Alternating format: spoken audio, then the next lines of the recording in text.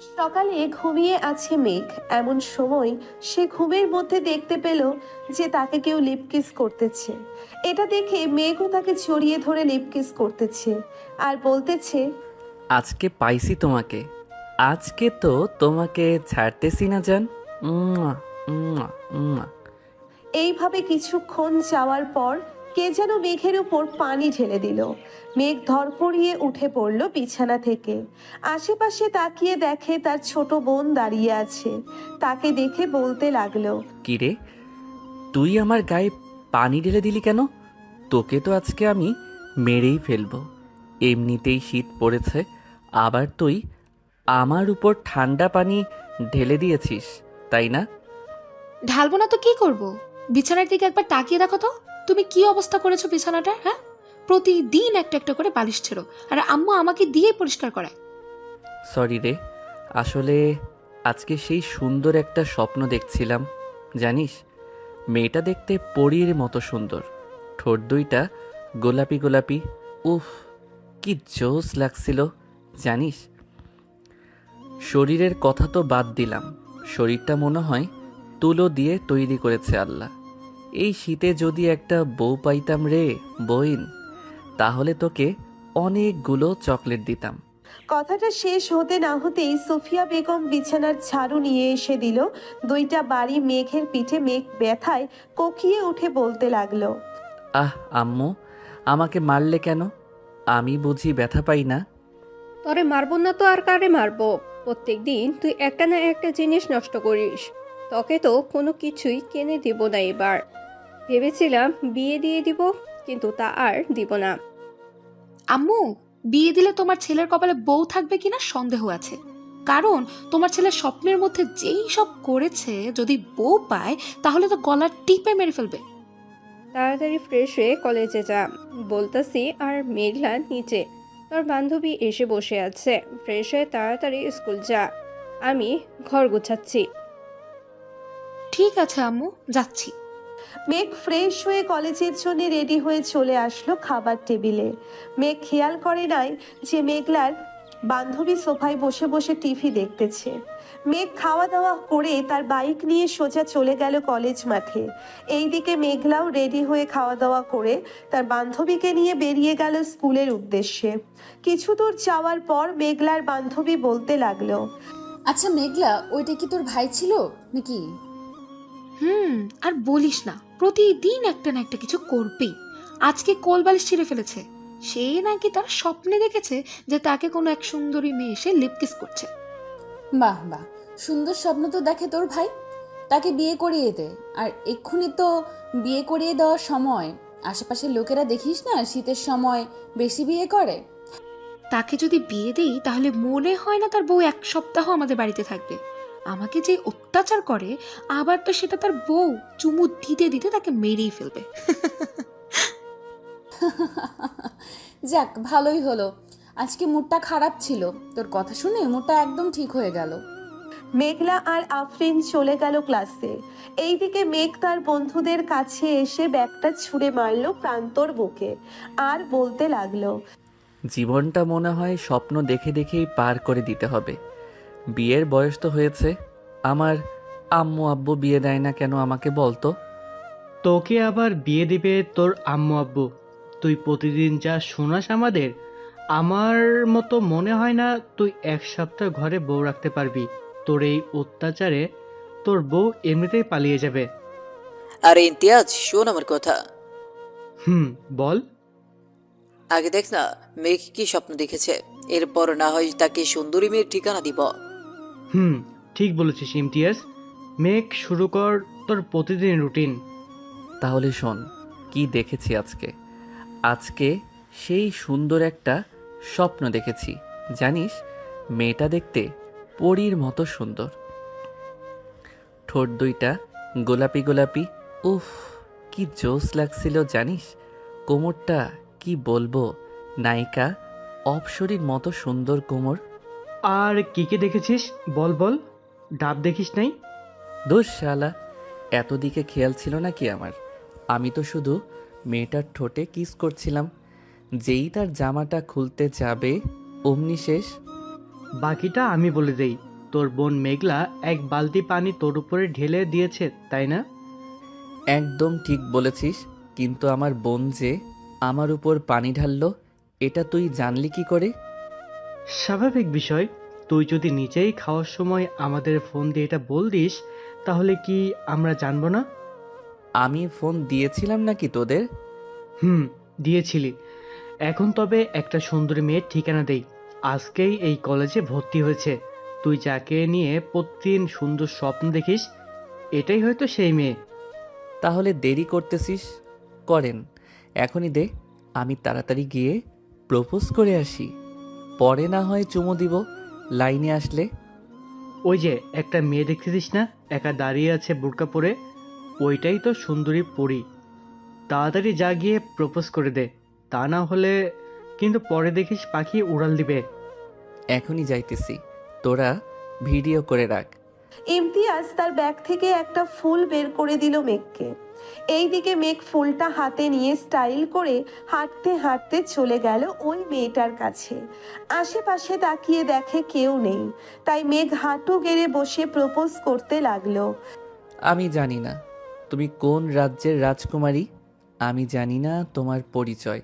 আমি তোমাকে প্রতিদিন স্বপ্নে দেখি, তোমার ঠোঁটে কিস করি। তুমি কি হবে আমার রাজ্যের রাজকুমারী? তুমি কি হবে আমার মনের রাজকন্যা? আমি তোমাকে সুখে রাখবো। I love you. এটা বলে মেঘ চোখ খুলতেই দেখতে পেল একটা মহিলা বোরখা পরে দাঁড়িয়ে আছে এই জায়গায়। মহিলাটা মেঘের হাত থেকে ফুলটা নিয়ে বলতে লাগলো, আমি হব তোমার রাজ্যের রাজকুমারী। তুমি আমাকে ছেড়ে যেও না প্রিয়। আমি যে তোমার অপেক্ষা ছিলাম এতদিন। I love you too baby. Megh এটা দেখে তো দিল ভো দৌড়। এক দৌড়ে চলে আসলো তার বন্ধুদের কাছে।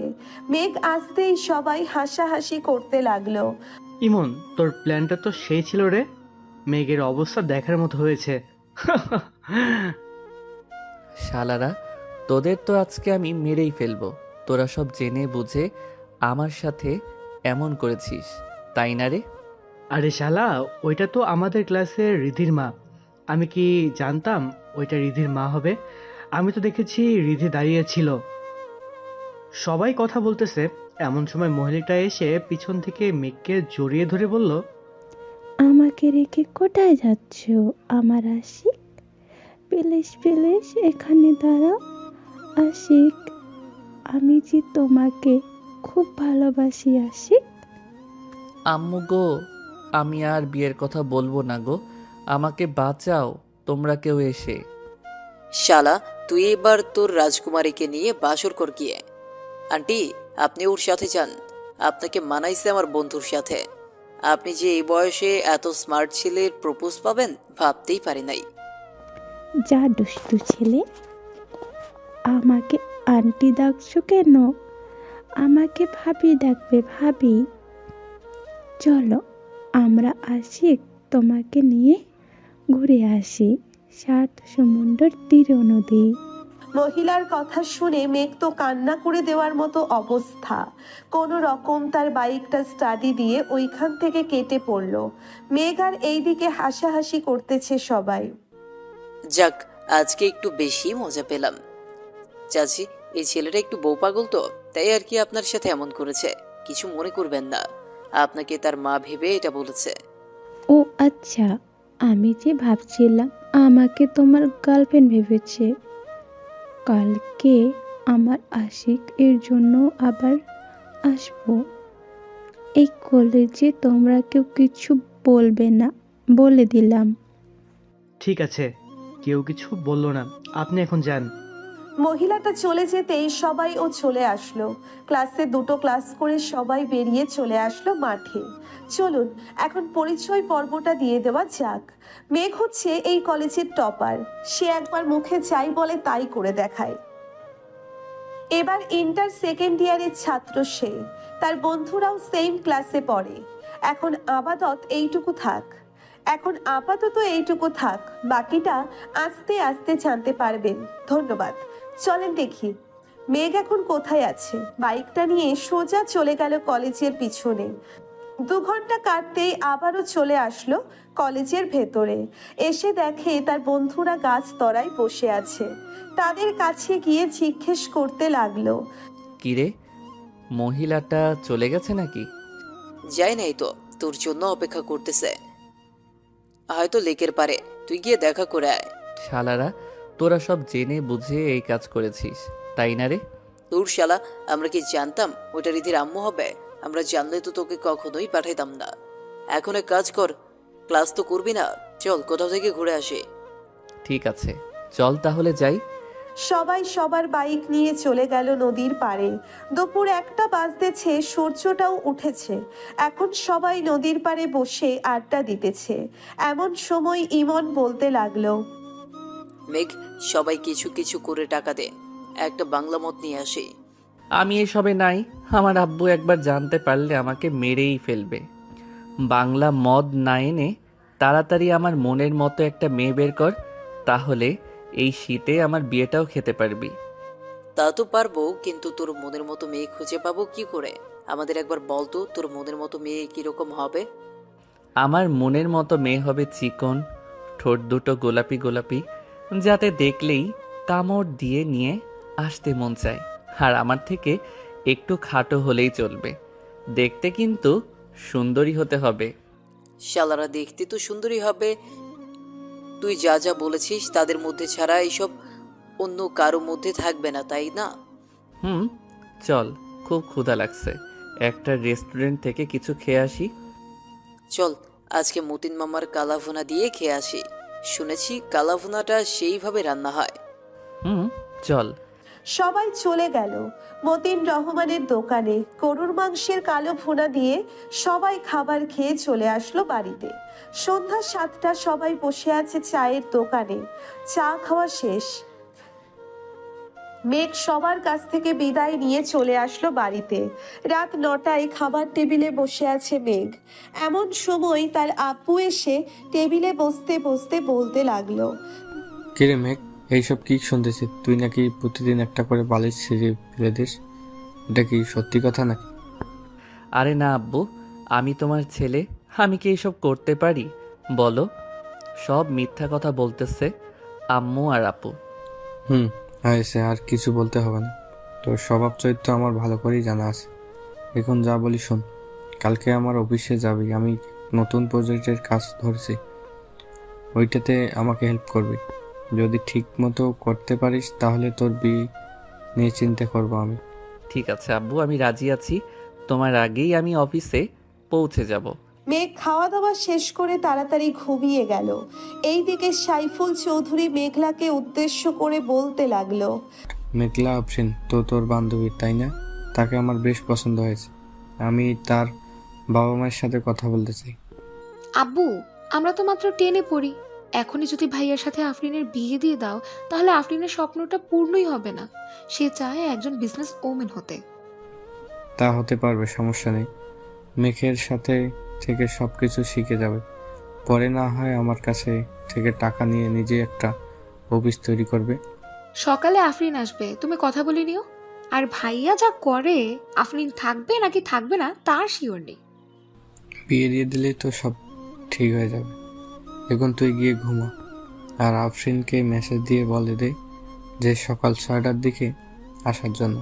বাকিটা তুই তো বুঝেই গেছিস কি করতে হবে। আব্বু, বুঝে গেছি, আর কিছু বলতে হবে না। এখন তাহলে যাই আমি।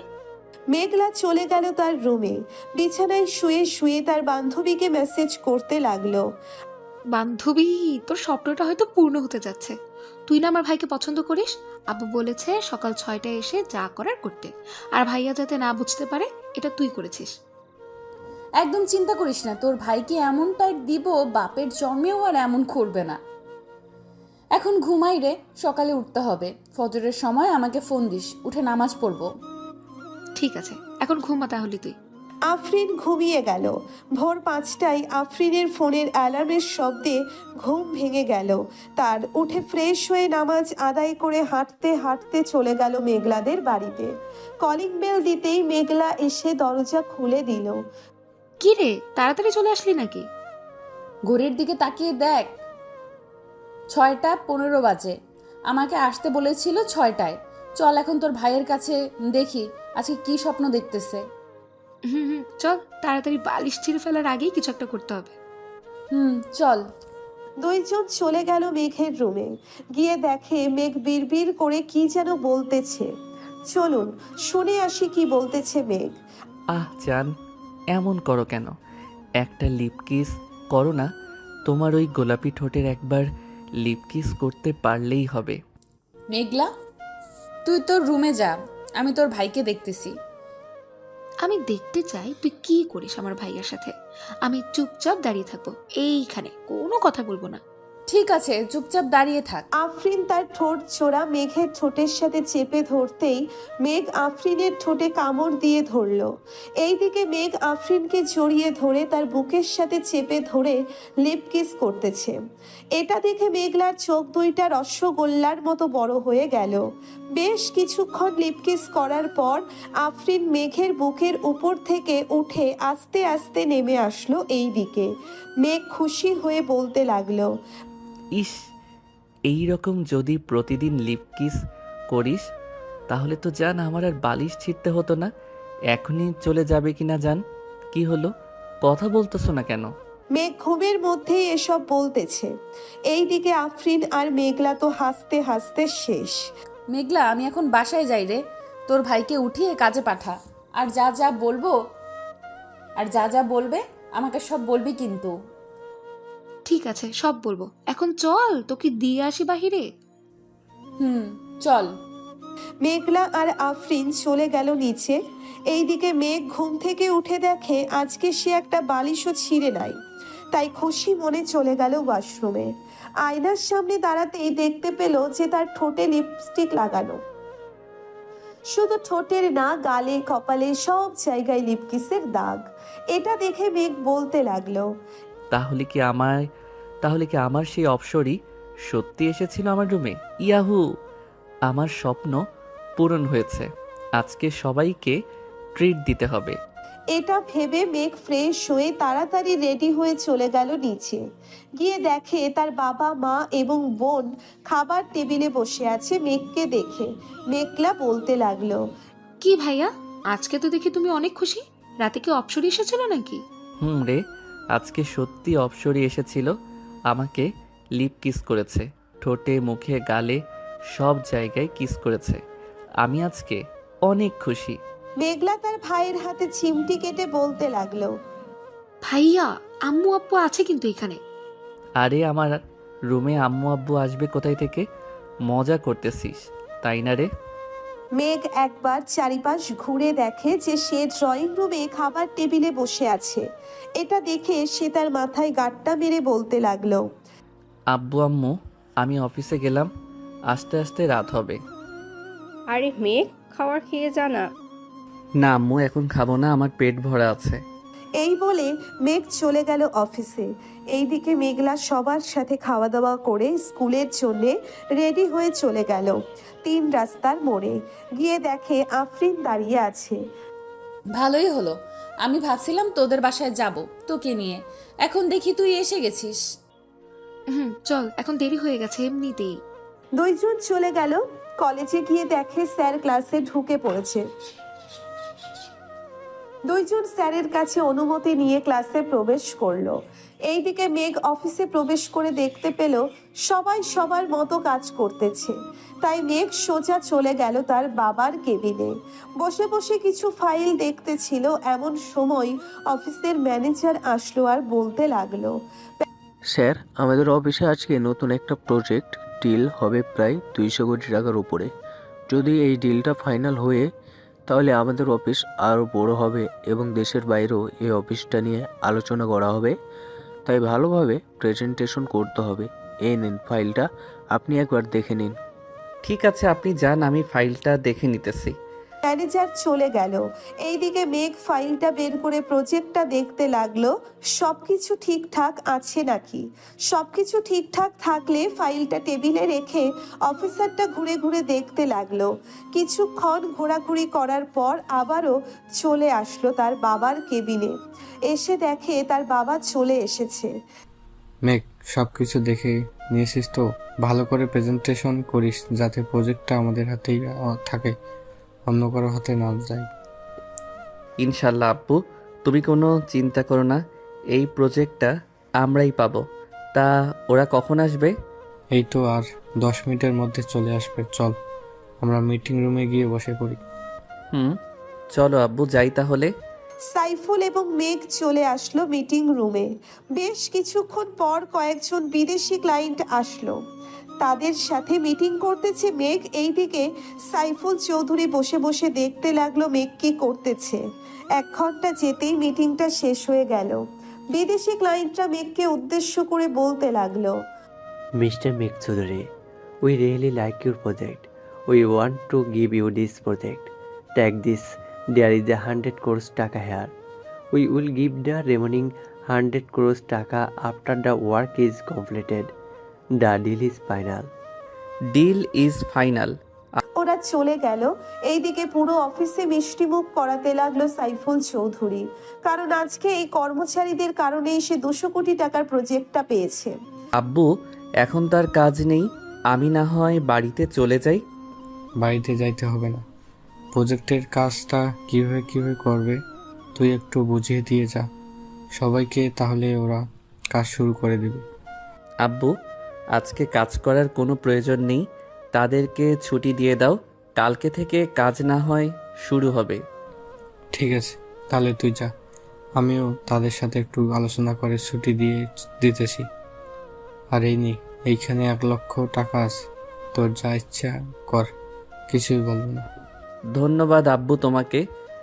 মেঘ তার বাইক নিয়ে চলে আসলো কলেজে। এখনো কলেজ ছুটি দেয় নাই, তাই কদম গাছের নিচে বসে আছে মেঘ। এমন সময় কালকের মহিলাটা আবার আসলো মেঘের কাছে। মেঘের কাঁধে মাথাটা রেখে বলতে লাগলো, আমার সোনা, আমার ময়না পাখি, কালকে আমাকে রেখে তুমি কোথায় পালিয়ে গিয়েছিলে? চলো না, তোমাকে নিয়ে রেস্টুরেন্টে যাই। আরে বইন, তুই আমার পিছু করা ছেড়ে দে, আমি ভুল করে তোকে প্রপোজ করে ফেলেছি, আমি তোর পায়ে পড়তেছি, তুই আমাকে ছেড়ে দে। মেঘ মহিলাটার পা ধরে মাপ চাইতেছে। এটা দেখে রিধি মেঘের কাছে এসে বলতে লাগলো, আরে মেঘ, তুমি আমার মায়ের কাছে মাপ চাইতেছো কেন? আম্মু মেঘ কি কিছু করেছে তোমাকে যে সে মাপ চাইতেছে? না রে রিধি, মেয়ে একটু মাপ চাচ্ছে না।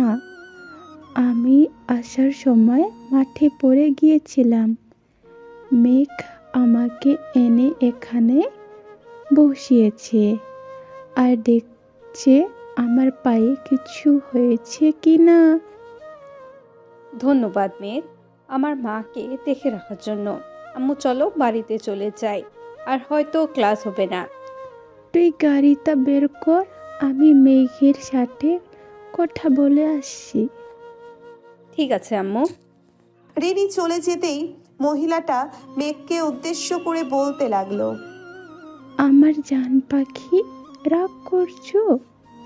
আমার ওলে রাগ করে না, ওইটা তো আমার মেয়ে। তুমি তো আমাকে ভালোবাসো, তাই না জান পাখি? তোমার মেয়েকেও একটু ভাবে ভালোবাসো। এখন যাও, আবার দেখা হবে কালকে। মহিলাটা চলে গেল। এইদিকে মেঘ রাগে সাপের মতো ফোঁসফোঁস করতেছে আর বলতেছে, শালার বন্ধু বান্ধব পাইছি, এখন তো তারাও দেখি আমাকে বাস দেয়। দিতে থাক, আমি আমার অপসরীকে পেয়ে গেছি, আজকে আমাকে কিসও করেছে, আমি এতেই খুশি। শালা, তোকে তোর অপসরি কিস করে নাই, তোকে কিস করেছে ইঁদুর। শালারা সত্যি আজকে আমার অপসরী কিস করেছে আমাকে, তা না হলে আমি কি আর এইখানে থাকি? চল, আজকে ট্রিট দিব। আজকে আমাদের বলবি না তোর অপসরি কি কি করেছে তোর সাথে? বলবো তো, আগে রেস্টুরেন্টে চল, এরপর না হয় আমি সব বলবো তোকে। আজকে 2টা সুখবর আছে। তাহলে তো যেতেই হয়, তবে বিল কি তুই আমাদের হাতে ধরিয়ে দিবি নাকি আবার? না, যে আজকে আব্বু আমাকে 1 লক্ষ টাকা দিয়েছে, এই দেখ, বলেছে যা ইচ্ছা তাই করার জন্য। তোকে একটা ভালো কাজ দিই, করতে পারবি তুই? ভালো কাজ আবার করতে পারবো না কেন? বল কি করতে হবে? আমাদের এলাকায় এতিমখানা আছে, ওইখানে প্রায় সব শিশু এতিম। তুই একটা গরু কিনে আন, 60 থেকে 70 হাজার দিয়ে ভালো একটা গরু আনা যাবে। বাকি যে টাকা থাকবে ওইটা আর আমরা কিছু দিয়ে না হয় এতিম বাচ্চাদের বিরিয়ানি করে খাওয়াবো। এখন তো শীত, তাদের জন্য না হয় একটা বড় বেড বানিয়ে নিয়ে আসি। কি বলিস তোরা? তা ঠিক বলেছিস, আগে চল গরু কিনে আনি। আমরা তো সবসময় ভালো ভালো খাবার খাই, একদিন না হয় তাদেরকে খাওয়ালাম। চল তাহলে বাইকগুলো যার যার বাড়িতে রেখে আসি। বাড়িতে রাখতে হবে না, বাজারের এক সাইডে পার্কে রাখলেই চলবে। চল এখন যাই। সবাই বাইক নিয়ে চলে গেল বাজারে। বড় দেখে একটা গরু কিনে নিল 90,000 টাকা দিয়ে। গরুটা হাঁটতে হাঁটতে নিয়ে চলে আসলো মেঘদের বাসায়। গরুটা হাঁটাতে হাঁটাতে নিয়ে চলে আসলো মেঘদের বাসায়। তাদের বাড়িতে গরু দেখে তার মা বলতে লাগলো, কি যে মেঘ, তুই কি এখন গরু লালন পালন করবি নাকি? না আম্মু, এটা এতিমখানার জন্য নিয়ে এসেছি। আজকে বড় একটা প্রজেক্ট পেয়েছি আব্বু, তাই আমাকে 1 লক্ষ টাকা দিয়েছিল। ওইটা দিয়েই আর কি ভাবতেছি এতিমখানার শিশুদের বিরিয়ানি করে খাওয়াবো। ভালো করেছিস, আমি না হয় কিছু টাকা দিব নে, ওই টাকাগুলো দিয়ে না হয় বাচ্চাদের জন্য কিছু কিনে আনিস। ঠিক আছে আম্মু, আমি এখন বাজারে যাব। আজকে রাতের মধ্যেই সব কিছু রেডি করে ফেলবো। ঠিক আছে যা, আমিও কিছু খাবার দিয়ে দেই গরুটাকে। এই বলে সুফিয়া বেগম চলে গেল ঘরে। এইদিকে মেঘ তার দিকে বন্ধুদের নিয়ে চলে আসলো মাদ্রাসায়। মেঘকে দেখে হুজুর খুশি হয়ে গেল, কারণ মেঘ প্রতি মাসে বাচ্চাদের জন্য কিছু না কিছু দেয়। আসসালামু আলাইকুম হুজুর। ওয়ালাইকুম আসসালাম মেঘ, কেমন আছো? আর এই সন্ধ্যাবেলায় আসলে যে? আলহামদুলিল্লাহ ভালো আছি হুজুর। আমি এই মাদ্রাসার সকলকে বিরিয়ানি খাওয়াতে চাই, তাই একটা গরু কিনে এনেছি। এখন তো শীতকাল, তাই বাচ্চাদের জন্য জামা কাপড় আর বেডের ব্যবস্থা করতে চাচ্ছিলাম। আপনি কি বলেন? বেড তো তোমার আব্বু দিয়েছে, এখন আর কিছু লাগবে না। মাদ্রাসার সকলের এক কালার ড্রেস যদি পারো তাহলে বানিয়ে দাও, তাতেই চলবে। ঠিক আছে, কালকেই সবার মাপ নিয়ে যাবে দর্জি। এখন যাই তাহলে হুজুর। মেঘ চলে গেল বাজারে, যা যা লাগবে সব কিছু কিনে নিয়ে চলে আসলো বাসায়। এই রাতে খাওয়া দাওয়া করে রুমে বসে আছে এমন সময় মেঘলা প্রবেশ করলো মেঘের কেবিনে। মেঘলাকে দেখে মেঘ বলতে লাগলো, কিছু বলবে নাকি? ভাইয়া, অপসরের চেহারাটা দেখেছো নাকি? দেখে থাকলে বলো, আমি দেখি সেরকম মেয়ে পাই কিনা। তার মুখ তো আমি দেখি নাই, তবে আমি আন্দাজ করতে পারতেছি যে তার ডান গালে ছোট্ট একটা তিল আছে আর ঠোঁটের নিচে ছোট্ট একটা তিল আছে। ইয়াহু, তার মানে আমি পেয়ে গেছি তোমার অপসরীকে। আর চিন্তার কোনো কারণ নেই, তুমি নিশ্চিন্তে থাকতে পারো। তোমার অপসরী তোমার কাছেই আছে, সে প্রতিদিন আসবে, এটা বলে দিলাম কিন্তু। তাহলে তো ভালোই হলো। অপসরীর ঠোঁটজোড়া অনেক মিষ্টি রে, যা বলে বোঝাতে পারবো না। আচ্ছা, তো তুমি মাদ্রাসার জন্য বিরিয়ানি কবে তৈরি করবে? কালকে তো শুক্রবার, কালকেই করবে নাকি? হ্যাঁ, কালকে করব। কেন, কোনো সমস্যা নাকি? না, কোনো সমস্যা নেই। এখন আমি ঘুমোতে যাই, গরু জবাই করার সময় আমাকে ডাক দিও। মেঘলা চলে গেল তার কেবিনে, গিয়ে ঘুমিয়ে পড়ল। রাত প্রায় 3টে, এমন সময় কলিং বেল বেজে উঠল। এত রাতে বেল বাজতে দেখে সাইফুল তার স্ত্রীকে উদ্দেশ্য করে বলতে লাগলো, কি ব্যাপার, এত রাতে কে এসেছে আমাদের বাড়িতে? আমিও তো জানি না কে এসেছে, চলো তো নিচে গিয়ে দেখি। কি ব্যাপার, তোমরা এত রাতে এখানে এসেছো যে? আঙ্কেল, মেঘ আমাদের আসতে বলেছে, তাই তো এসেছে। কিরে মেঘ, এত রাতে ওদের আসতে বললি কেন? কোনো দরকার আছে নাকি? আব্বু, গরুটা এখনই জবাই করব, তাই ওদের ডেকে এনেছি। এই তোরা যা, গিয়ে ফ্রেশ হয়ে নে, আমি বাইকটা নিয়ে হুজুরকে ডেকে আনতেছি। তাদের আর যেতে হবে না, এখন আমি উঠে গেছি, আমি যাইতেছি। তুই এক কাজ কর, গরুটা যেইখানে জবাই করবি ওইখানে জায়গাটা পরিষ্কার করে নি। ঠিক আছে আব্বু। সবাই সবার কাজে লেগে পড়লো। এইদিকে মেঘলাও ঘুম থেকে উঠে গেছে। মেঘের সাথে মেঘলাও কাজ করতেছে। এটা দেখে সুফিয়া বেগম বলতে লাগলো, মেঘলা, তুই গিয়ে ঘুমা, শীত পড়েছে, অনেক বাতাস, এর জন্য থাকতে হবে না। আমার কিছুই হবে না আম্মু, তোমরা কাজ করো, আমি তোমাদের জন্য চা আর কফি বানিয়ে নিয়ে আসছি। ঠিক আছে, যা তাহলে। মেঘলা চলে গেল। এইদিকে সকাল 7টার আগেই সবাই সবার কাজ শেষ করে ফেললো। বাবুর্চিদের খবর দিতেই ওরাও চলে আসলো। বাবা, এখানে তো মনে হচ্ছে 4 মণের উপরে গোস্ত আছে। এখন পুরোটাই রান্না করব নাকি রেখে দেব কিছুটা? আপনার অনুমান করে পুরোটাই বিরিয়ানি করে ফেলেন। ঠিক আছে বাবা। 12টার মধ্যে সকল রান্না শেষ করে ফেললো। এইদিকে বাড়ির মহিলারা প্যাকেট করতেছে সকল খাবার, যাতে প্রত্যেক বাড়িতে 2-3টে করে দেওয়া যায়।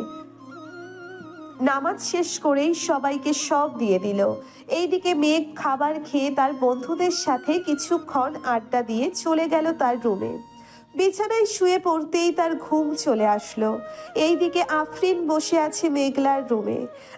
মেঘলা, আমি তোর ভাইয়ার রুমে চাইতেছি। কেউ যদি জিজ্ঞাসা করে তাহলে বলবি তোর রুমে ঘুমাচ্ছি।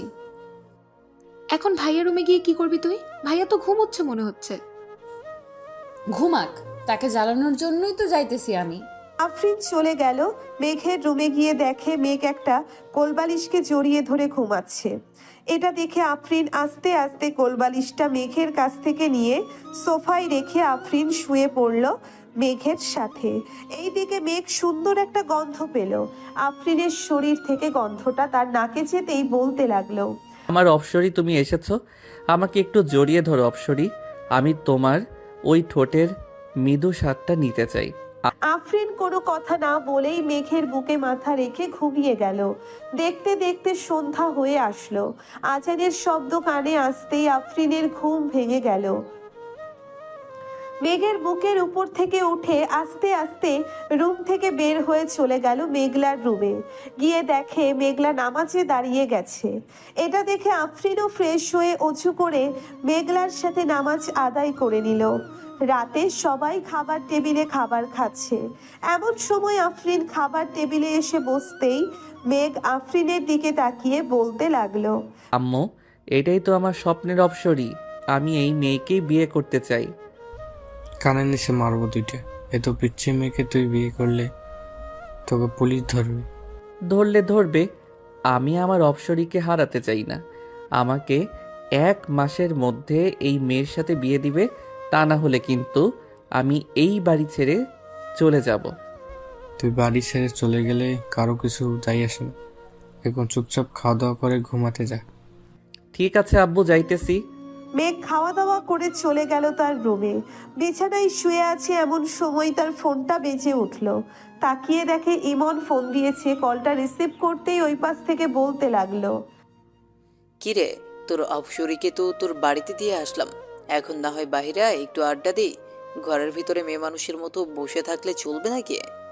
ধন্যবাদ দোস্ত, আমার অপসরিকে আমার কাছে দেওয়ার জন্য। এর জন্যেই তো বলি আজকে আমার বুক এত ভারী ভারী লাগছিল কেন। মনে হয় আমার অপসরি আমার বুকের উপর ঘুমিয়েছিল।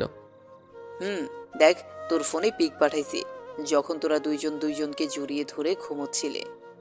শালারা, তোর আর ভালো হলি না, এইটাও পিক তুলতে হলো তোদের। আমরা তো আগে থেকেই ভালো ছিলাম, তুই আবার কোন ভালোর কথা বলছিস? থাক, তোরা আসতেছি আমি। মেঘ ফোনটা কেটে দিয়ে নিচে চলে আসলো। বাইকের চাবিটা নিয়ে সোজা চলে গেল 3 রাস্তার মোড়ে, কারণ ওইখানেই সবাই আড্ডা দেয়। মেঘ যেতেই ইমতিয়াজ বলতে লাগলো, ঘরে বউ পাইয়া আমাদের ভুলে গেছিস তাই না রে? আরে সালা, আমি তো এখনো বিয়েই করতে পারি নাই তাকে, আর তুই বলেছিস যে বউ পাইয়া তোদের ভুলে গেছি। আর একটা কথা, আমি তো আমার অপসরিকে দেখি নাই, তোরা দেখেছিস নাকি?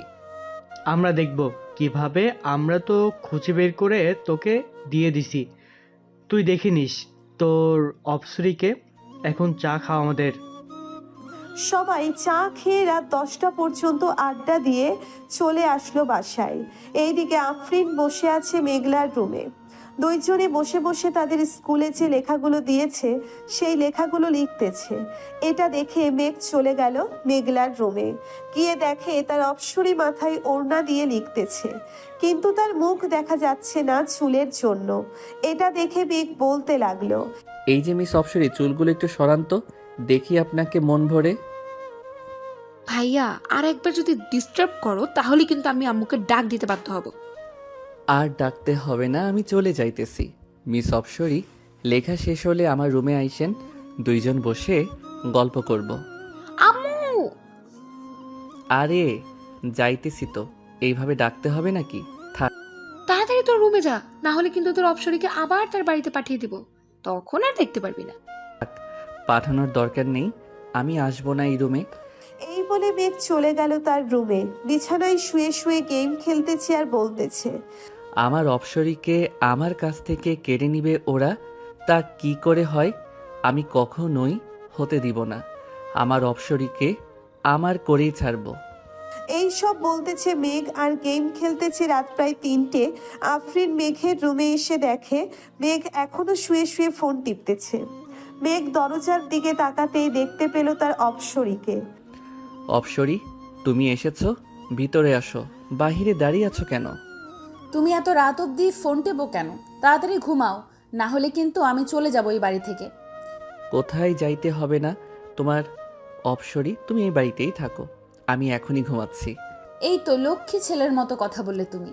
এখন তাহলে আমি গেলাম মেঘলার রুমে, আমি আবার আসবো একটু পর। যদি এসে দেখি তুমি না ঘুমাইছো তাহলে সকাল হলেই আমি চলে যাব। আফরিন চলে গেল মেঘলার রুমে। এইদিকে মেঘ ফোনটা রেখে ঘুমিয়ে গেল। প্রায় 30 মিনিট পর আফরিন আবার আসলো মেঘের রুমে। এসে দেখে মেঘ ঘুমিয়ে গেছে, তাই আফরিন দেরি না করে মেঘের বুকের উপরে শুয়ে পড়ল। এইদিকে মেঘ তার অপসরীকে জড়িয়ে ধরে বলতে লাগলো, আগে কখনোই এমন হয় নাই অপসরী, তুমি আমার জীবনে আসার পর থেকে সবকিছু পাল্টে গেছে। আমি তোমাকে নিয়ে বেঁচে থাকতে চাই অপসরী, আমি তোমাকে নিয়ে বেঁচে থাকতে চাই। মেঘের মুখে এমন কথা শুনে আফরিন আলতো করে মেঘের ঠোঁট কামড়ে ধরে চুষতে থাকে আর বলতে থাকে, আমিও যে তোমাকে প্রথম দেখাই ভালোবেসে ফেলেছি মেঘ। যেই দিন তোমার বুকে মাথা রেখে ঘুমিয়েছি ওই দিনের পর থেকে আমি একা ঘুমাইতে পারি না, সব সময় মন চায় তোমার বুকেই মাথা রেখে ঘুমাই। আফরিন মনে মনে এইসব বলতেছে আর মেঘের ঠোঁট জোড়া ললিপপের মতো চুষে চুষে খাচ্ছে। বেশ কিছুক্ষণ পর মেঘ ও আফরিনের ঠোঁট জোড়া চুষে খেতে লাগলো। ফজরের আজান কানে ভেসে আসতেই আফরিন মেঘের উপর থেকে উঠে যেতে যাবে, এমন সময় মেঘ আফরিনের হাত ধরে টান দিয়ে আবার বুকের সাথে চেপে ধরলো আর বলতে লাগলো, কোথায় যাচ্ছ এখন? আর একটু শুয়ে থাকো অপসরী। আজান দিতেছে, নামাজ পড়বো, আপনিও উঠে নামাজ পড়ে আসেন। ঠিক আছে যাও, আমিও যাচ্ছি। আফরিন চলে গেল মেঘলার রুমে। গিয়ে দেখে মেঘলা উঠে পড়েছে। ভাইয়ার রুমে গিয়েছিলে নাকি? তোমার ভাইয়ের রুমে গিয়েছিলাম, চলো নামাজ পড়ে নেই দুজন। বেশি কথা না বলে দুইজন নামাজ আদায় করে নিল। সকালে মেঘ খাওয়া দাওয়া করে চলে গেল কলেজে। গিয়ে দেখে তার বন্ধুরা আগে থেকেই বসে আছে। মেঘকে দেখে ইমন বলতে লাগলো, কি রে, কি হয়েছে? তোকে আজকে এত খুশি খুশি লাগতেছে কেন? তোর অপসরী আদর করেছে নাকি? আদর মানে? অনেক আদর করেছে আমার অপসরী আজকে আমাকে। ওর ঠোঁট দুইটা এমনভাবে খাচ্ছিলাম মনে হয় কমলার চিড়ের মতো চুষে চুষে খাচ্ছিলাম। কি রে ইমতিয়াজ, তাহলে তো আমাদেরও লাইন লাগাতে হবে। আমার বন্ধু যখন এসব বলতেছে আমাদের তো লালুস লেগে গেছে। লালুস তো লাগবেই, আমার বউ হচ্ছে সবার থেকে সুন্দরী। এ এ এই তোর বউ আবার সবার থেকে সুন্দরী? ওই দেখ আসতেছে, তাড়াতাড়ি পালা গিয়ে, তা না হলে তোকে ধরে ফেলবে। মেঘ পিছনে ফিরতেই দেখতে পেল রিধির আম্মু আসতেছে, তাই মেঘ দৌড়ে চলে গেল ওয়াশরুমে।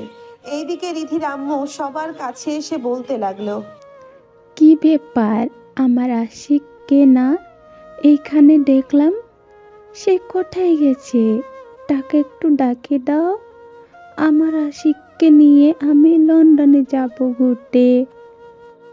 চাচি, লন্ডনে না গিয়ে কক্সবাজারে চলে যান, ওইখানে আপনাদের কেউ ডিস্টার্ব করবে না। তাই টু যাবা, তোমার বন্দুককে বের করে দাও, আমার লাল মামুনিকে বের করে দাও। কোথায় আমার লাল মামুনি? আমার কাছে আসো। এই বলে রিধির আম্মু চলে গেল তার মেয়ের কাছে। এইদিকে মেঘ তিনতলা থেকে দেখতেছে গাছের নিচে রিধির আম্মু আছে নাকি। ওনাকে না দেখতে পেয়ে মেঘ নিচে চলে আসলো আর বলল, আমাকে তোরা কোথায় ফাঁসিয়ে দিলি বলতো?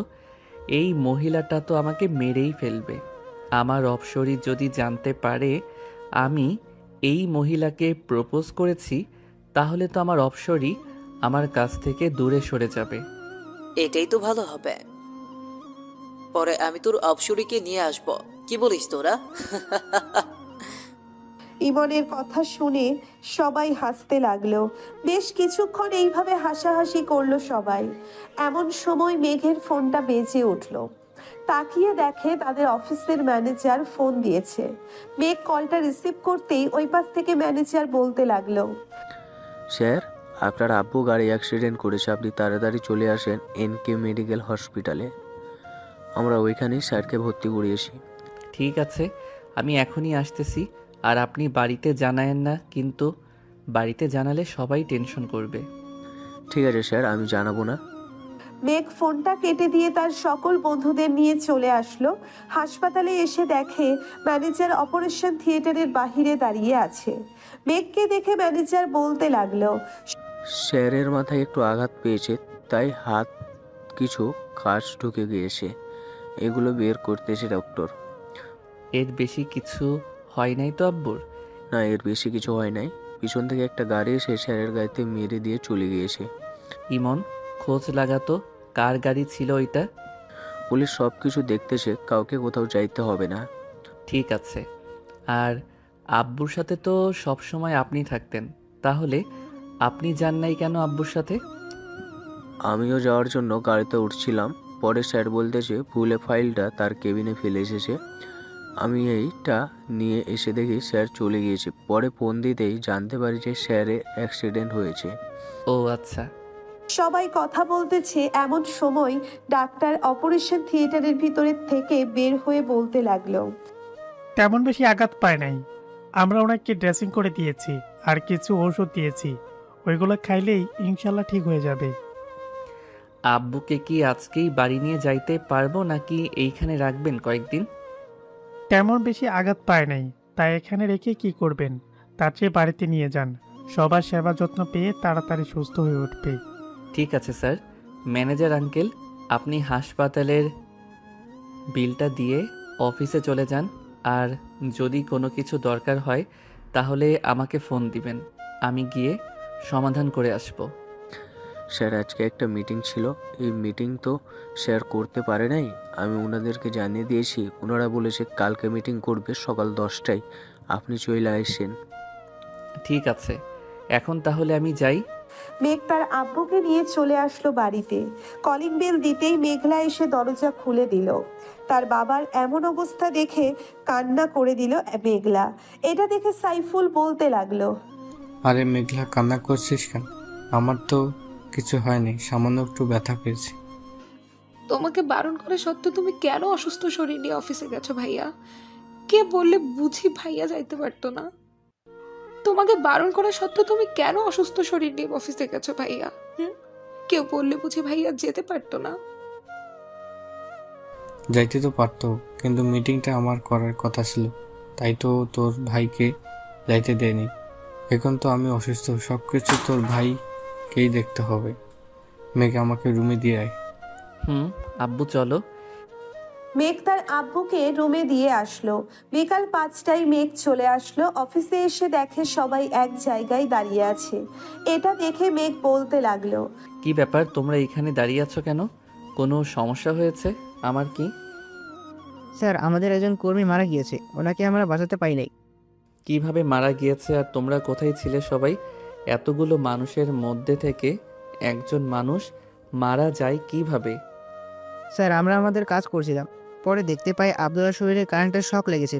এটা দেখে আমরা সবাই তাকে ছাড়িয়ে অনেকক্ষণ মারার পর যখন ঠিক হচ্ছিল না, তখন আমরা তাকে হাসপাতালে নিয়ে যাই। ওইখানে ডাক্তার বলেছে রোগী মৃত। এখন ওনার পরিবার চলবে কি করে? আমাদের অফিসে কেন আছে? আমরা তার পরিবার চালাবো। তার বাড়িতে কে কে আছে কেউ জানলে আমাকে বলো। স্যার, ওনার বাড়িতে একটা ছেলে আছে, 18 বছরের মতো হবে। আর ওনার লাশ কি করব আমরা এখন? কিছু করতে হবে না, তার লাশ আমি নিয়ে যাব তাদের বাড়িতে। তোমরা সবাই আবার কাজ শুরু করো। আমি আব্বুর সাথে কথা বলতেছি, দেখি আব্বু কি বলে। ঠিক আছে স্যার, আপনি কথা বলেন, আমরা কাজ করি তাহলে। সবাই কাজ করতেছে। মেঘ তার বাবার সাথে কথা বলে ব্যাংক থেকে 3 লক্ষ টাকা তুলে নিয়ে চলে গেল ওই লোকটার বাড়িতে। লোকটার পুরো পরিবার কান্না করতেছে। এটা দেখে মেঘের চোখেও পানি চলে আসলো। টাকাগুলো লোকটার স্ত্রীর হাতে দিয়ে তাকে বলতে লাগলো, এইটা আমাদের অফিসের কার্ড। আপনার ছেলেকে কালকে অফিসে পাঠাবেন, ওর চাকরি হয়ে যাবে। ঠিক আছে স্যার, আর এই টাকাগুলো নিয়ে যান, আমাদের টাকা লাগবে না, আপনার বাবা আমাদেরকে অনেক কিছু দিয়েছে। এই টাকাগুলো আমার বাবাই আপনাদেরকে দিতে বলেছে, তাই তো আমি দিয়েছি। আর আপনার ছেলেকে কালকে পাঠিয়ে দিয়েন। এখন আমি যাই তাহলে। মেঘ চলে আসলো বাসায়। রাতে খাওয়া দাওয়া করে বসে আছে, এমন সময় আফরিন তার পাশে বসলো। আফরিনকে দেখে হা হয়ে গেল মেঘ। এইদিকে আফরিন মেঘের এমন হা করে তাকিয়ে থাকা দেখে বলতে লাগলো, এইভাবে যদি হা করে আমার দিকে তাকিয়ে থাকেন তাহলে তো আপনার মুখে হাতি ঢুকে যাবে। আফরিনের কথা শুনে মেঘ তার মুখটা বন্ধ করে ফেললো। সবাই বসে আছে, কথা বলতেছে। এমন সময় সাইফুল বলতে লাগলো, আফরিন, তোমাদের পরীক্ষা শেষ হবে কবে? আমাদের পরীক্ষা তো সামনের মাসে শুরু হবে, শেষ হবে এর পরের মাসে। হঠাৎ এই কথা জিজ্ঞেস করলেন যে? আমার ছেলের অবস্থা তো দিন দিন খারাপ হয়ে যাচ্ছে, তাই তোমাদের পরীক্ষার পর 2 পরিবার মিলে বিয়ে দিয়ে দেবো। ও আচ্ছা, মেঘলা চলো আমরা ঘরে যাই, আমাদের পড়া আছে। চলো। মেঘ, আমি তো অফিসে যাইতে পারবো না। এখন থেকে তোকে অফিস দেখাশোনা করতে হবে। কলেজে তো যাস আর আসিস, কলেজে না গেলেই চল কিছুদিন। আমি সুস্থ হলে এরপর না হয় কলেজ যাস। ঠিক আছে আব্বু, তোমরা থাকো তাহলে। আমি ঘুমাতে গেলাম। সকালে আবার মিটিং আছে, ওইটা নিয়ে কথা বলতে হবে ক্লায়েন্টের সাথে। যা। আর এই নেই পেন ড্রাইভ, এটার ভিতরে সব কিছুই আছে। কাজটা কিভাবে বুঝতে হবে তুই একবার দেখলে আশা করি বুঝে যাবে, আমাকে আর বোঝাতে হবে না। আব্বু। মেঘ চলে গেল তার রুমে। গিয়ে দেখে আফরিন বসে আছে। মেঘকে দেখে এক সাইডে গিয়ে বসে পড়লো আফরিন। মেঘ একবার আফরিনের দিকে তাকিয়ে তার ল্যাপটপটা নিয়ে বসে বসে কাজটা দেখতে লাগলো। এইদিকে আফরিন এক পলকে তাকিয়ে আছে মেঘের দিকে। এটা মেঘ খেয়াল করে, তাই আফরিনের উদ্দেশ্য করে বলতে থাকে, কিছু বলবে নাকি এইভাবে তাকিয়ে আছো যে? আমি আপনার কোলে বসতে চাই, আপনি কাজ করবেন আর আমি দেখব। ঠিক আছে, আগে দরজাটা বন্ধ করে আসো, এরপর না হয় বইসো। আফরিন দরজাটা বন্ধ করে এসে মেঘের কোলে বসে পড়ল। এইদিকে মেঘ আফরিনকে জড়িয়ে ধরে কাজ করতেছে। এটা আর আফরিন বারবার মেঘের ঠোঁটে, গালে, কপালে কিস করতেছে। এই তোমার এই দুইটা এত ছোট কেন? ছোট থাকবে না তো বড় থাকবে নাকি? আমি নিজেই তো ছোট মানুষ, আবার আমার জিনিস বড় হবে কি করে? একবার বিয়েটা হতে দাও, দেখবে সুর করে বড় হয়ে যাবে। যা দুষ্টু কোথাকার, আমার বুঝি লজ্জা করে না এসব শুনে? ওরে আমার লজ্জাবতী রে, যখন আমি ধরবো তখন লজ্জা করবে না বুঝি? জানি না, তুমি থাকো, আমি গেলাম মেঘলার রুমে। এইখানে চুপচাপ বসে থাকো, কোনো কথা বলবে না। আচ্ছা। আফরিন আর কোনো কথা বলল না। মেঘ তার কাজ শেষ করে আফরিনকে নিয়ে শুয়ে পড়ল। আফরিনের পেটে সুরসুরি দিতেই আফরিন লাফ দিয়ে উঠে পড়ল আর বলতে লাগলো, তোমার সাথে থাকা যাবে না, তুমি অনেক দুষ্টুমি করো, আমি গেলাম। আর দুষ্টুমি করব না, এখন তো শুয়ে থাকো। আর দুষ্টুমি করবে না বলে দিলাম। মেঘ আফরিনকে জড়িয়ে ধরে ঘুমিয়ে গেল। সকাল 9টায় ঘুম ভাঙলো মেঘের। উঠে ফ্রেশ হয়ে খাওয়া দাওয়া করে যেই অফিসের দিকে রওনা দিতে যাবে, এমন সময় পেছন থেকে মেঘলা বলতে লাগলো, ভাইয়া, আমাদেরকে একটা স্কুলের সামনে নামিয়ে দিতে পারবি? তাড়াতাড়ি আয়, আবার 10টায় মিটিং আছে, যাইতে হবে ওইখানে। হুম। মেঘ আফরিন এবং মেঘলাকে স্কুলের সামনে নামিয়ে দিয়ে চলেছে। গেল অফিসে গিয়ে দেখে ক্লায়েন্টরা চলে এসেছে। মেঘ তার পেন ড্রাইভটা বের করে বোঝাতে লাগলো প্রজেক্টটা কিভাবে কি করতে হবে। বোঝানো শেষ করে মেঘ চলে গেল তার আব্বুর কেবিনে বসে বসে কাজ করতেছে। এমন সময় দারোয়ান এসে বলতে লাগলো, স্যার, রহিমের ছেলে এসেছে। আপনি নাকি বলেছে তাকে আসার জন্য এখানে? পাঠিয়ে দাও তাকে, আমি কথা বলে নিতেছি তার সাথে।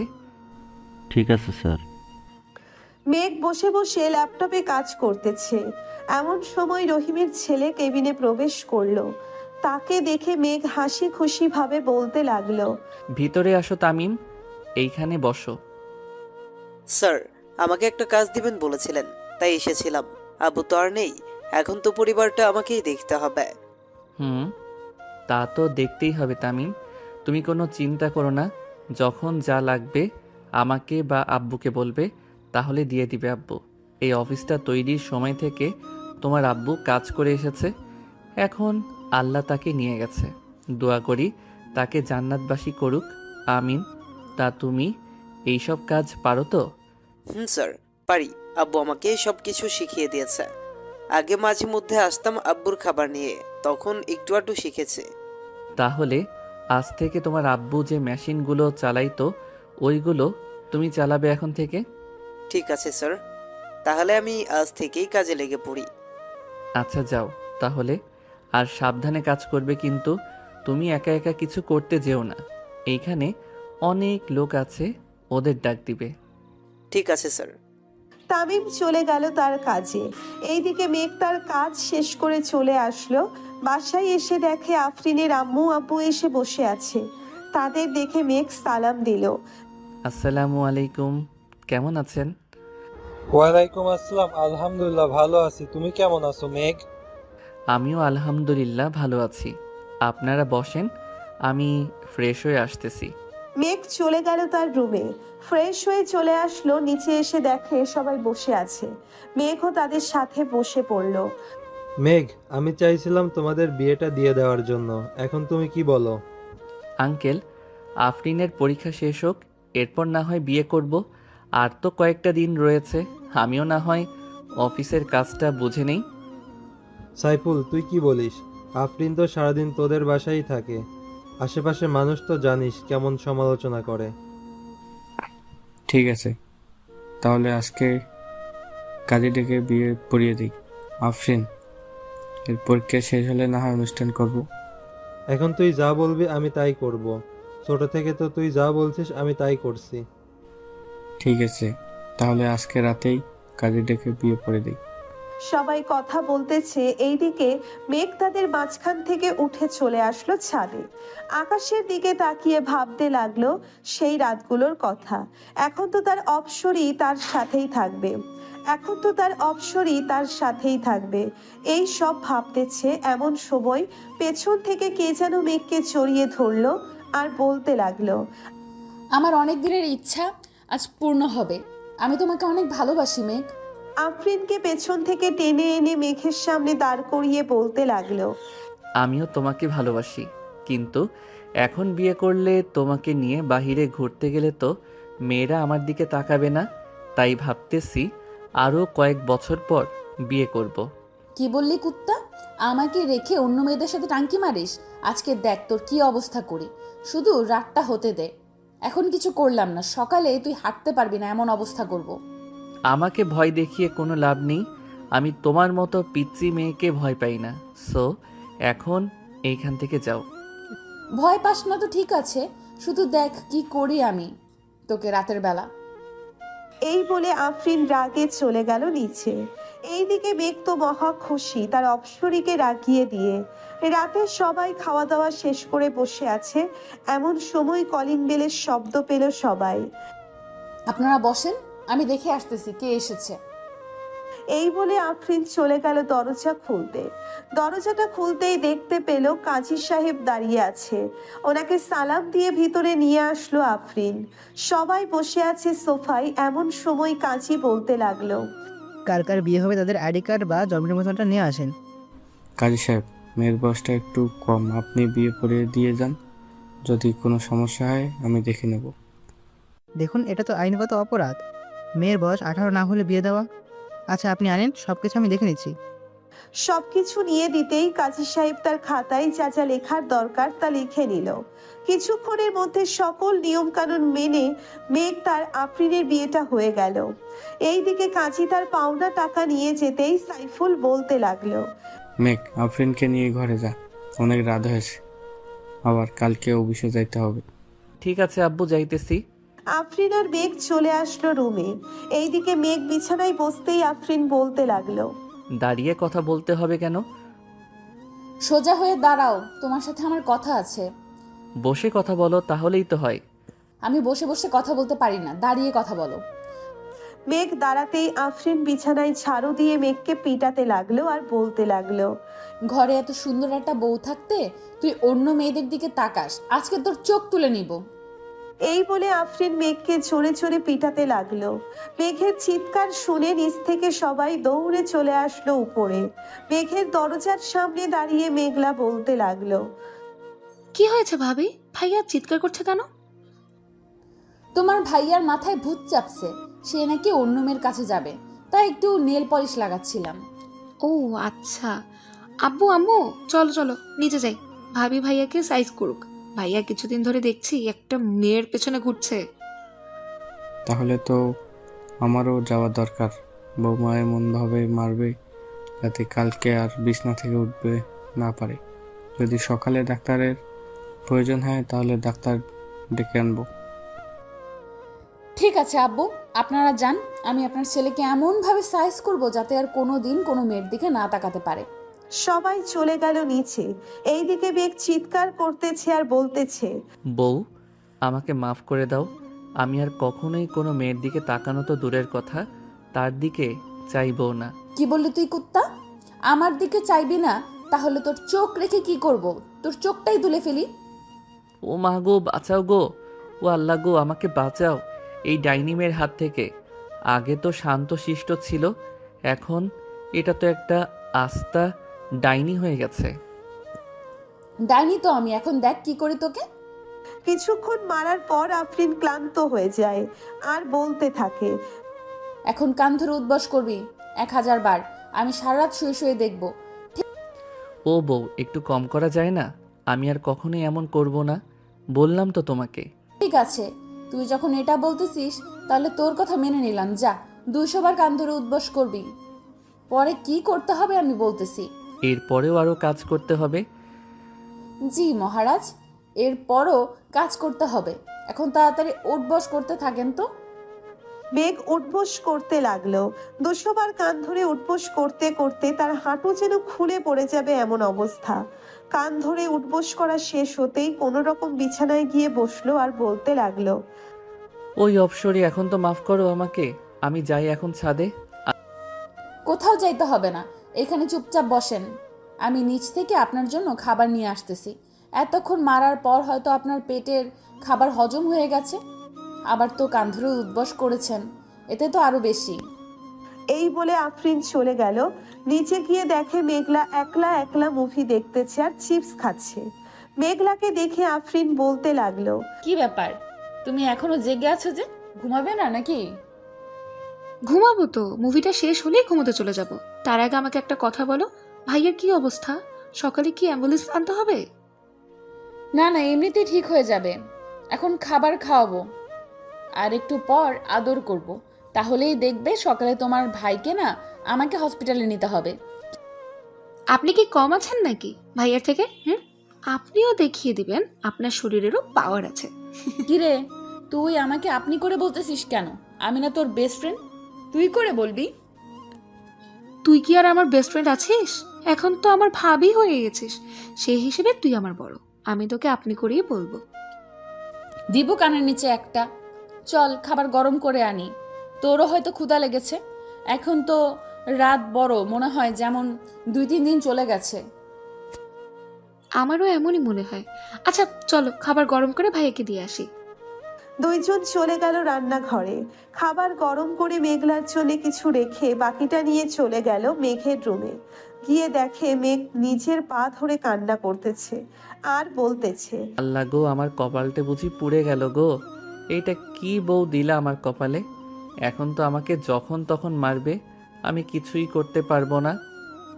একদম ঠিক ধরেছ, আমি তোমাকে যখন তখন মারবো, কিন্তু তুমি আমার কিছুই করতে পারবে না। আমাকে যেমন মারবে তেমন আমিও তোমাকে মারবো। পরে বসে বসে শুধু কান্না করা ছাড়া আর কোনো উপায় নেই তোমার।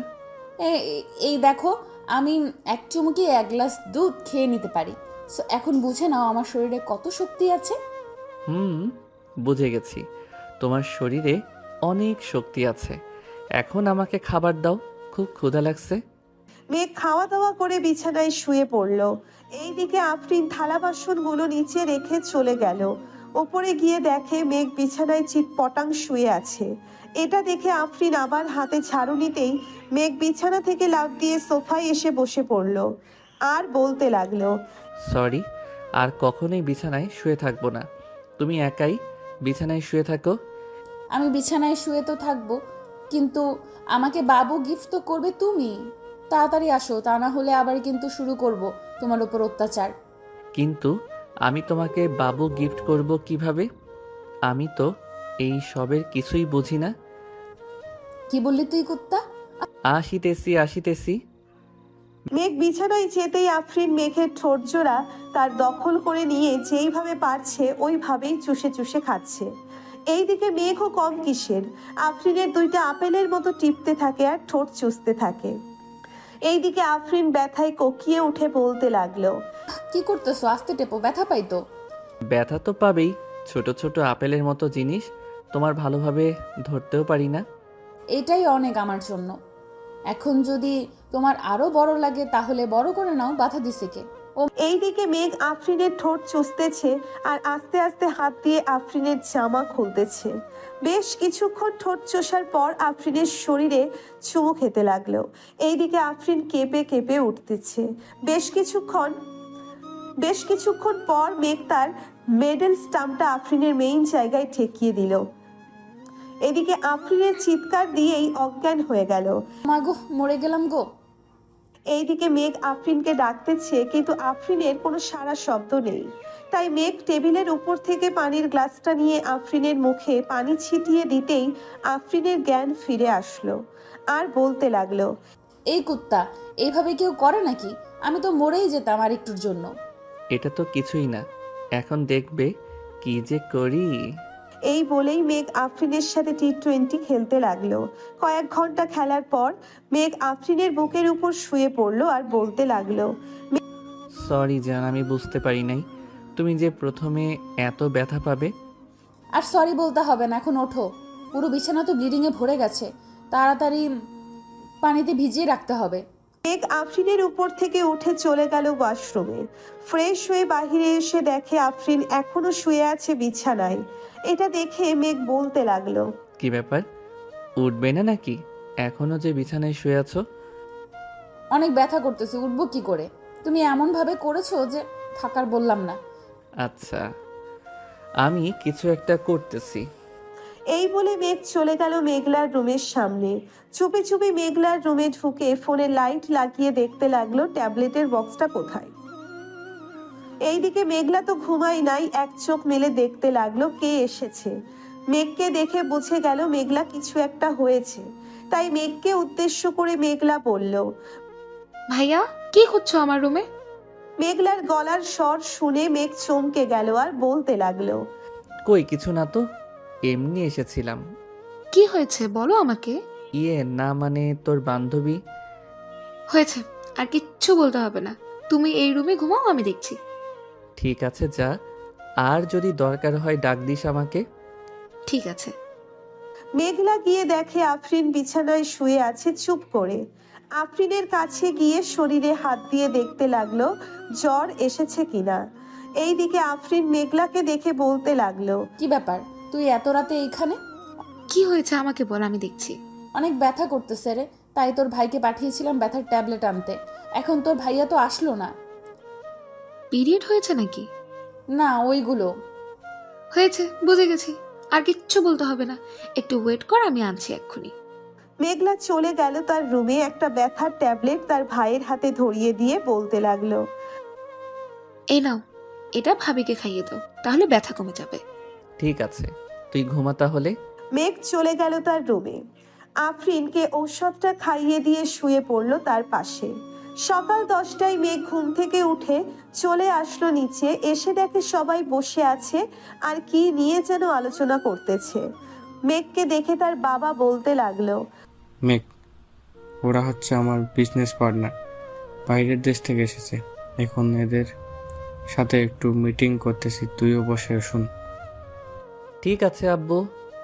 মেঘও বসে শুনতে লাগলো। মিটিং শেষ হতেই সবাই চলে গেল। এইদিকে মেঘ খাওয়া দাওয়া করে চলে আসলো অফিসে। দেখতে দেখতে কেটে গেল 2 মাস। সন্ধ্যা 7টায় মেঘ অফিস থেকে বাড়ি ফিরতেই আফরিন বলতে লাগলো, মেঘ, অনেক দিন তো হলো বাইরে গিয়ে ফুচকা খাওয়া হয় না, চলো বাইরে গিয়ে ফুচকা খেয়ে আসি। আচ্ছা, তুমি আর মেঘলা রেডি হয়ে নাও, আমি এখনই আসতেছি ফ্রেশ হয়ে। ঠিক আছে। মেঘ চলে গেল ফ্রেশ হতে। ফ্রেশ হয়ে নিচে আসতেই দেখতে পেল 2 জন কালো বোরখা পরে বসে আছে সোফায়। 2 জনকেই পুরোই অপসরী লাগতেছে। মেঘ তাদের 2 জনের কিছুক্ষণ প্রশংসা করে নিয়ে চলে আসলো বাহিরে। যেই গাড়িতে উঠতে যাবে এমন সময় আফরিন বলল, এখন আর গাড়ি নিতে হবে না, আজকে না হয় আমরা রিক্সা দিয়ে যাই। ঠিক আছে, চলো তাহলে। মেঘ একটা রিক্সা ডেকে 3 জন চলে আসলো আর পার্কে। এইখানে সবাই জোড়ায় জোড়ায় বসে আছে। কিছুক্ষণ ঘোরাঘুরি করে 3 জন ফুচকা খেয়ে চলে আসলো বাসায়। রাতে খাওয়া দাওয়া করতেছে এমন সময় সাইফুল বলতে লাগলো, মেঘ, সামনের শুক্রবার তোদের বিয়ে রেডি থাকিস তোরা। ঠিক আছে আব্বু, আমাদের তো শপিং করা আগেই শেষ, এখন তো আর কিছুই করতে হবে না, তাই না? এখন আর কিছুই করতে হবে না। কালকে অফিসে গিয়ে একটি ডিল ফাইনাল করে আসিস তো। কয়েক মাস আগে যে আমরা 200 কোটি টাকার ডিল ফাইনাল করেছিলাম, ওরা এসেছে। এবার আরও ভালো মানের কালেকশনগুলো দেখাবো। আব্বু, তুমি চিন্তা করো না, এখন তো অফিস আমি দেখতেছি, সব কিছু আমি করব। তুমি শুধু বলে দিবে কবে কার সাথে ডিল করতে হবে। ঠিক আছে, এখন তাহলে যা রুম। মেঘ চলে গেল রুমে। বেশ কিছুক্ষণ পর আফরিন 2টা দুধের গ্লাস হাতে নিয়ে চলে আসলো উপরে। একটা মেঘকে দিল আর একটা নিজেই খেয়ে নিল। রাত প্রায় 12টা। 2 জন গল্প করতেছে শুয়ে শুয়ে। এমন সময় আফরিন বলতে লাগলো, আমাদের তো একবার বাসর হয়েছে, আর একবার বাসর হবে, তাই না? এইবার দেখবে তোমাকে একটা বেবি উপহার দিয়েই ছাড়বো, মনে যেন থাকে। দেখা যাবে কি করতে পারো তুমি। এখন তাহলে ঘুমাও। 2 জন ঘুমিয়ে গেল। সবাই 7টা মেঘ উঠেই সকাল 7টা মেঘ উঠে ফ্রেশ হয়ে খাওয়া দাওয়া করে চলে গেল অফিসে। কয়েকটা ফাইল গুছিয়ে নিয়ে দেখতেছে এমন সময় মেঘের ফোনটা বেজে উঠল। তাকিয়ে দেখে তাদের অফিসের ম্যানেজার ফোন দিয়েছে। কলটা রিসিভ করতেই ওই পাশ থেকে বলতে লাগলো, স্যার, বিদেশি ক্লায়েন্টরা এসেছে এবং কি করব তাদের? আমার কেবিনে পাঠিয়ে দাও, আমি কেবিনেই আছি। ঠিক আছে স্যার, পাঠিয়ে দিতেছি। মেঘ বিদেশি ক্লায়েন্টের সাথে কথাবার্তা বলে 5 বছরের একটা ডিল ফাইনাল করে নিল। দেখতে দেখতে কেটে গেল 6 দিন। 2 বাড়িতে বিয়ের আয়োজন, মানুষ ভর্তি 2 বাড়িতেই। মেঘের হলুদ সন্ধ্যা শেষ হতেই মেঘদের বাড়ি দেখে কয়েকজন চলে গেল আফরিনদের বাড়িতে। ওইখানে হলুদ সন্ধ্যা শেষ হয়ে গেল। রাত পেরিয়ে সকাল হতে বিয়ের আয়োজন, রান্নাবান্নার দিকে খেয়াল রাখতেছে আফরিনের চাচা। দুপুর 12টায় মেঘ রেডি হয়ে বসে আছে তার বন্ধুদের অপেক্ষায়, কখন আসবে তারা। কিছুক্ষণ পর সবাই চলে আসলো। মেঘকে দাঁড়িয়ে থাকতে দেখে বলতে লাগলো, কিরে, এইখানে দাঁড়িয়ে আছিস কেন? চল বিয়ে বাড়িতে যাই, সবাই তো চলে গেছে। বিয়ে বাড়িতে তো যাব, নামাজটা আগে পড়ে আসি চলো। আফরিনদের বাড়ি তো কাছেই, 5 মিনিট সময় লাগবে যাইতে। নামাজ পড়ে আইসা এরপর যাইতে পারবো। সবাই চলে গেল মসজিদে নামাজ আদায় করে চলে আসলো বাসায়। মেঘের সকল বন্ধু বান্ধব বসে আছে গাড়িতে। মেঘ যেতেই ইমন বলতে লাগলো, সবাই শোন, এবার কিন্তু মামাকে প্রোটেকশন দেওয়া যাবে না। এটা নিয়ে মামার কিন্তু দ্বিতীয়বার বাসর হবে। এখন সবাই ঠিক করে নেই কি দেওয়া যায়। আরে এটা রাতে দেওয়া যাবে, এক্ষুনি এত তাড়াহুড়ো করছিস কেন? আগে বিয়েটা খেয়ে নেই, এরপর না হয় দেওয়া যাবে। শালা বিয়ে করে একটা। সবাই হাসাহাসি করতে করতে চলে আসলো বিয়ে বাড়িতে। গেট ধরে দাঁড়িয়ে আছে মেঘের সকল শালীরা। এইদিকে 2 তলার বারান্দায় আফরিন মেঘকে নামিয়ে গেটের সামনে আসতেই আফরিন লেজার লাইট দিয়ে বুঝিয়ে দিল যাতে কোনো মেয়েদের দিকে না তাকায়। মেঘও তাকালো না। খাওয়া দাওয়া শেষ করে আগের সকল নিয়ম মেনে আফরিনকে নিয়ে চলে আসলো বাসায়। দুজন এর আগে বিয়ে করিয়ে দিয়েছে, তাই আর কাজই ডাকে নাই। রাতে সবাই বসে আছে ছাদে। এমন সময় আফরিন আসলো আর বলতে লাগলো, তোমার তো আমাদের গিফট দাও নাই। তোমরা তো আমাদের গিফট দাও নাই, আমাদের গিফট দাও। ভাবি এটা কিন্তু ঠিক না। আপনি আয়েশা গিফট চাইতেছেন, আমরা কিন্তু দিব না। ঠিক আছে, তাহলে তোমাদের গিফট তোমাদের কাছে রাখো, আমার জামাইকে দিয়ে দাও। রাত তো 1টা বাজে, বাসর তো করতে হবে, তাই না? এই বলে আফরিন মেঘকে টানতে টানতে নিয়ে চলে আসলো বাসর ঘরে। দরজাটা লাগিয়ে দিয়ে দুইজন অজু করে 2 রাকাত নফল নামাজ পড়ে নিল। আফরিন নামাজ আদায় করে খাটের উপরে বসে আছে। বেশ কিছুক্ষণ পর মেঘ আফরিনের পাশে গিয়ে বসলো আর বলতে লাগলো, বউ, ও বউ, আজকে আদর করলে হয় না নাকি? আদর করবি না মানে? তোর আদর করতেই হবে। এখন শুরু করবি। রাত বাজে এখন 1:35, ভোর 4:45-এ আদর শেষ করে উঠবি। ঠিক আছে, প্রস্তুত হও তুমি। আমি কিন্তু আজকে তোমার ওই আপেলগুলোতে অনেক কামড় দিব। আমি রেডি আছি, যা ইচ্ছা করতে পারো, করো। মেঘ আফরিনের শাড়ি খুলে ফেলে দিল নিচে। ঠোঁটে কিস করতে করতে নামতে লাগলো নিচের দিকে। বুকের কাছে এসেই আফরিনের আপেলগুলোতে কামড় দিতে লাগলো। এইদিকে আফরিন ব্যথায় কোকিয়ে উঠে বলল, ওই কুত্তা, কামড়ও দিবি আবার জোরে জোরে টিপতেও থাকবি। আমার বলছি ব্যথা করে না? ব্যথা করার জন্যই তো বাসর করব আজকে। এই বলে মেঘ আফরিনের শরীরের যেখানে সেখানে কামড় দিতেছে আর চুমু দিতেছে। বেশ কিছুক্ষণ এমন করার পর মেঘ চলে গেল মেইন জায়গায়। মেঘের মেডেল স্টাম্পটা সেট করে আফরিনকে কোলে তুলে নিয়ে আদর করতে লাগলো। এইদিকে আফরিন চিৎকার করতেছে, কিন্তু মেঘের থামার কোনো নাম নেই। মেঘ তার কাজ চালিয়ে যাইতেছে। দুইজন রোম্যান্স করতে থাকুক, এখন আমরা বিদায় নিই। আজকের গল্পটা এই পর্যন্তই। আবারও দেখা হবে নতুন কোনো গল্পে। ধন্যবাদ।